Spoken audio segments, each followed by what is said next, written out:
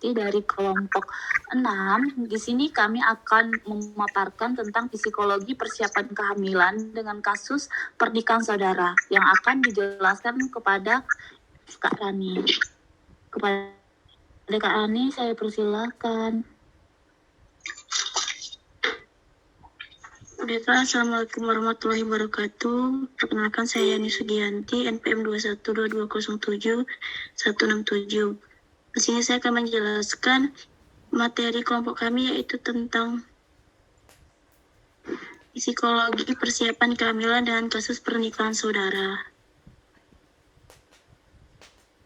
Berikut adalah contoh kasus pernikahan saudara atau pernikahan saudara.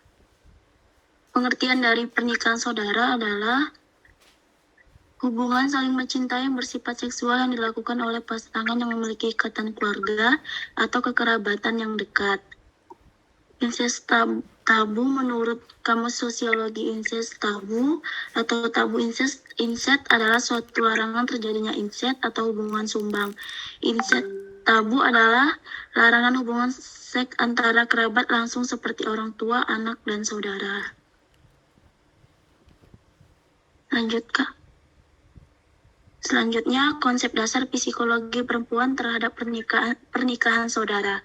Pernikahan saudara adalah sistem pernikahan antar dua orang yang saudara alias masih dalam satu garis keluarga. Hubungan saudara dapat memberikan dampak yang sangat buruk bagi populasi atau keturunan dari hasil perkawinan tersebut. Kehamilan yang sehat membutuhkan persiapan fisik dan mental. Perubahan kondisi fisik dan emosional yang kompleks, khususnya pada wanita dengan riwayat pernikahan saudara, memerlukan adaptasi terhadap penyesuaian pola hidup dengan proses kehamilan yang terjadi.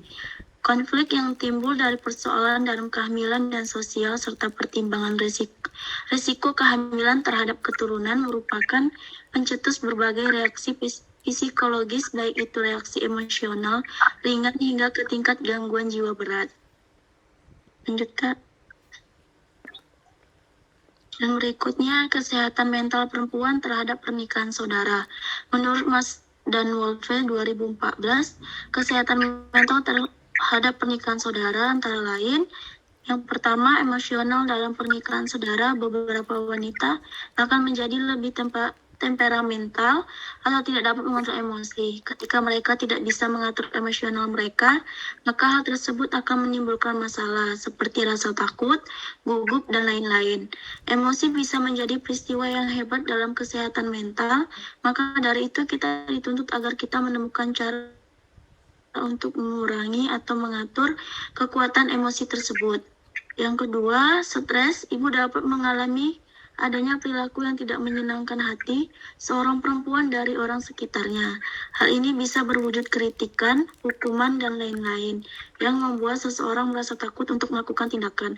Yang ketiga, sedangkan pengaruh kognitif, yaitu bagaimana interpretasi seseorang terhadap masalah. Hal ini sangat berpengaruh dalam pengambilan keputusan orang tua untuk menerapkan pengasuhan kepada anaknya. Lanjut, Kak. Persiapan kehamilan terhadap pernikahan saudara. Yang pertama, pemeriksaan kehamilan. Pemeriksaan kesehatan sangat penting bagi calon ibu sebelum hamil. Masa ini disebut dengan prakonsepsi. Waktunya adalah antara 3 sampai 6 bulan sebelum hamil. Yang kedua, ada pemeriksaan penyakit virus. Pemeriksaan virus rubella, cytomegalovirus, herpes, varicella zoster untuk menghindari terjadinya kecacatan pada janin. Yang ketiga, ada pemeriksaan darah.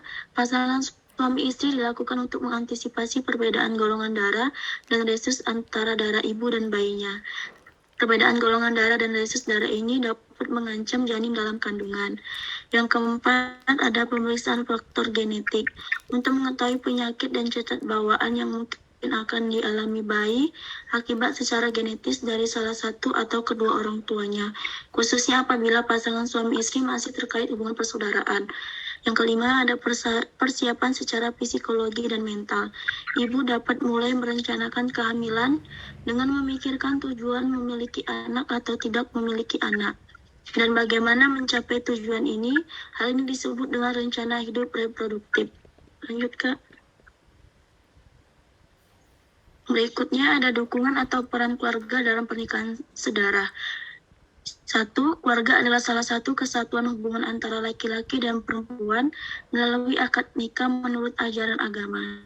Dengan adanya ikatan akad, pernikahan tersebut dimaksudkan anak dan keturunan yang dihasilkan menjadi sah secara hukum agama. Dibuktikan bahwa keluarga adalah tempat pendidikan yang pertama dan utama. 2. Dalam konteks pencegahan perkawinan saudara, keluarga berperan besar untuk mencegah tindakan tersebut terjadi. Mufidah CH sebagaimana dikutip oleh Anung mengatakan bahwa keluarga memiliki fungsi yaitu biologis, edukasi, religius, protektif, sosialisasi ekonomi, dan rekreatif. Edukasi keluarga berkewajiban memberikan pendidikan bagi anggota keluarganya, terutama bagi anak-anaknya karena keluarga adalah lingkungan terdekat dan paling akrab dengan anak. 3. Religius, yaitu keluarga berkewajiban mengajarkan tentang agama kepada seluruh anggota keluarganya. Pengajaran nilai-nilai agama dapat dilakukan dengan mengajak anak untuk melakukan ibadah secara bersama-sama. Protektif, keluarga menjadi tempat yang aman dari berbagai gangguan mental, gangguan internal maupun eksternal, serta menjadi penangkal segala pengaruh negatif. Gangguan internal dapat terjadi dalam kaitannya dengan keragaman kepribadian anggota keluarga. Orang tua harus peka untuk dapat melakukan deteksi dini adanya tanda perilaku menyimpang dalam anggota keluarga.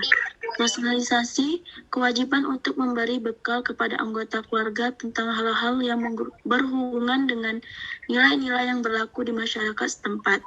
Anggota keluarga harus diberikan kebebasan untuk bersosialisasi dengan orang lain, khususnya anak-anak harus dikenalkan dengan lingkungan sekitar. Melalui ini akan melatih sikap dan mental anak untuk dapat mengenali lingkungan baru. Ekonomi, salah satu penyebab terjadi perkawinan saudara adalah faktor ekonomi.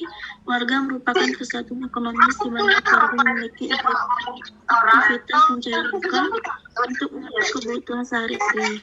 Keluarga menjadi wadah untuk saling bekerja sama dan memenuhi kebutuhan bersama. Rekreatif, keluarga merupakan tempat yang dapat memberikan kesejukan dan kebahagiaan bagi anggota keluarga.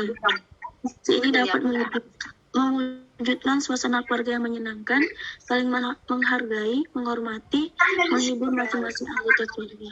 Lanjut ke Aku mau pergi ya.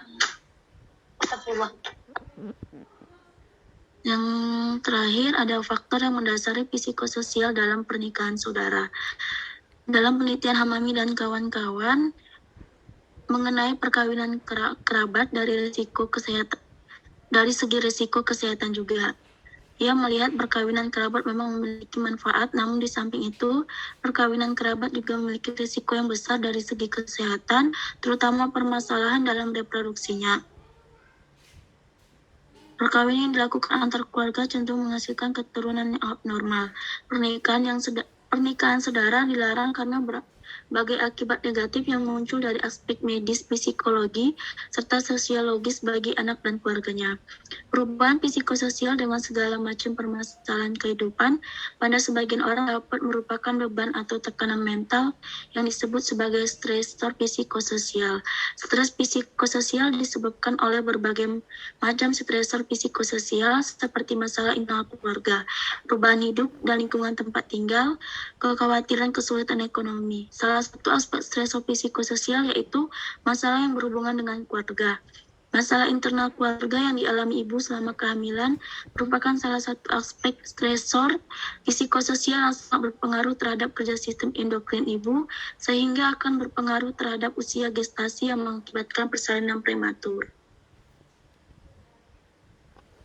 Baiklah, sekian pemaparan materi dari kelompok kami. Jika ada kesalahan atau kekurangan kata, saya mohon maaf. Saya akhiri, wabillahi taufiq wa hidayah. Wassalamualaikum warahmatullahi wabarakatuh. Terima kasih.